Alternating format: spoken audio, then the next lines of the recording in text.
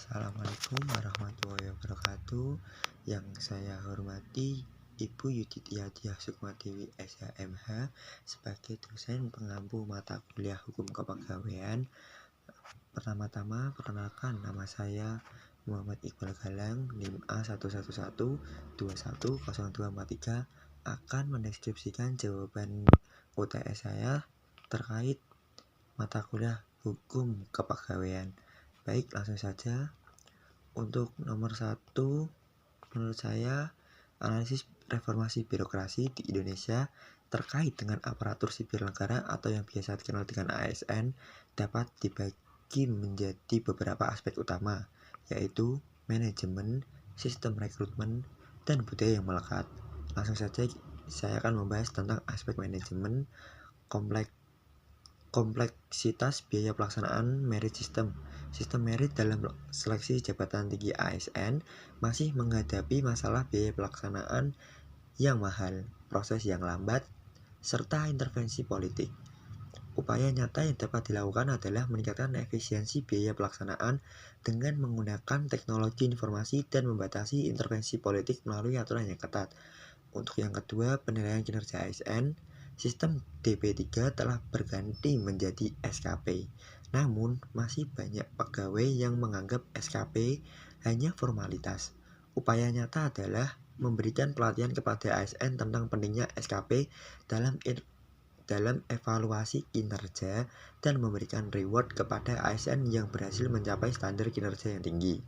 Untuk sistem rekrutmen, transparansi dan kompetensi seleksi jabatan tinggi. Proses seleksi jabatan tinggi ASN masih rentan intervensi politik. Upaya nyata adalah menerapkan sistem rekrutmen yang transparan dan objektif, seperti menggunakan tes kompetensi yang standar dan independen. Baik, untuk budaya yang melekat, integritas dan netralitas. Pegawai ASN harus mengubah mindset mereka untuk menjadi integritas dan netralitas.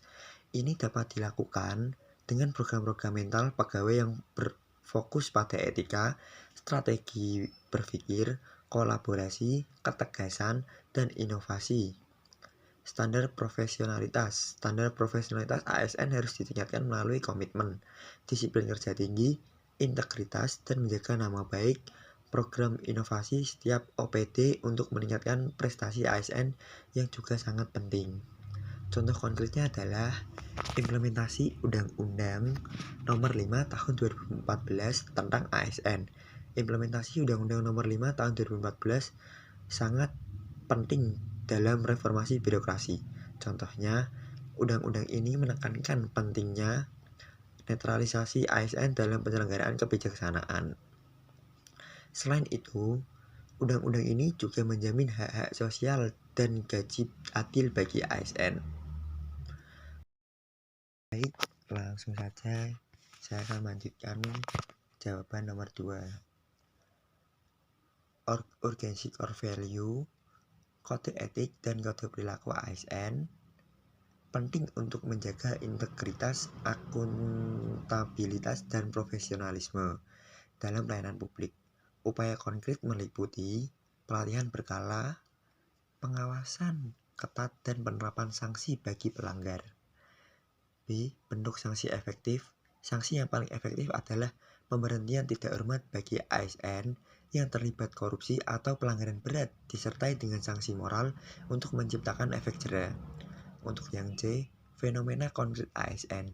Contoh positif adalah ASN yang aktif dalam program pelayanan publik dengan transparansi dan akuntabilitas, seperti pengelola dana desa yang tepat. Ini menunjukkan dedikasi pada masyarakat dan bisa menjadi motivasi bagi ASN lainnya. Untuk yang jawaban D, kaitan dengan asas ASN, contoh tersebut mencerminkan asas akuntabilitas, di mana ASN bertanggung jawab atas tugasnya dan berkomitmen untuk melayani masyarakat dengan baik. Untuk jawaban nomor 3 adalah yang A, untuk mempromosikan diri sebagai ASN, terutama guru. Kita harus memiliki minat dan kompetensi yang relevan dalam bidang pendidikan. Pastikan kita memiliki gelar akademik yang sesuai, seperti sarjana pendidikan atau magister pendidikan, Selain itu, pastikan juga kita memiliki sertifikat pengajaran yang sah dan pengalaman mengajar minimal 2 tahun. Untuk yang B, sebagai guru ASN P3K, Anda akan bekerja di instansi pendidikan yang beroperasi di bawah naungan Kemendikbud. Instansi ini bertindak sebagai penyedia layanan pendidikan formal dan non-formal di berbagai tingkat pendidikan mulai dari SD hingga perguruan tinggi. Tugasnya adalah guru ASN P3 bertanggung jawab atas proses belajar mengajar di sekolah. Mereka harus menyampaikan materi pelajaran dengan efektif dan interaktif. Guru-guru harus melakukan evaluasi terhadap prestasi siswa dan memberikan umpan balik yang konstruktif. Guru wajib melaporkan aktivitas dan perkembangan siswa kepada kepala sekolah. Pengembangan kurikulum. Guru juga berpartisipasi dalam pengembangan kurikulum dan materi pembelajaran baru. Untuk pola jabatan ASN P3K, sebagaimana diatur dalam Undang-Undang Nomor 5 Tahun 2014 tentang ASN, pegawai pemerintah dengan perjanjian kerja atau yang bisa dikenal dengan P3K adalah pegawai yang dipekerjakan dengan perjanjian kontrak.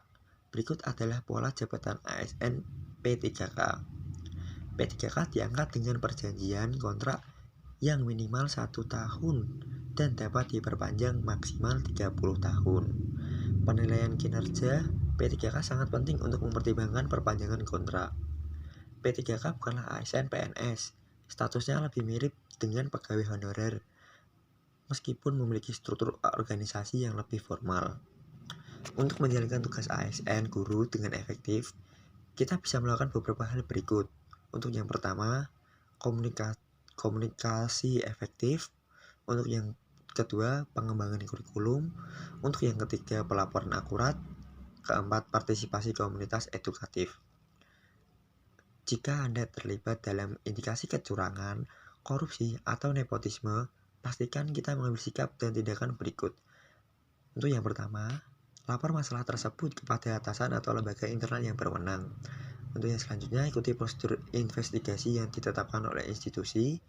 Yang selanjutnya, jika kita menjadi saksi netral, berikan informasi yang objektif dan tidak bersponsor.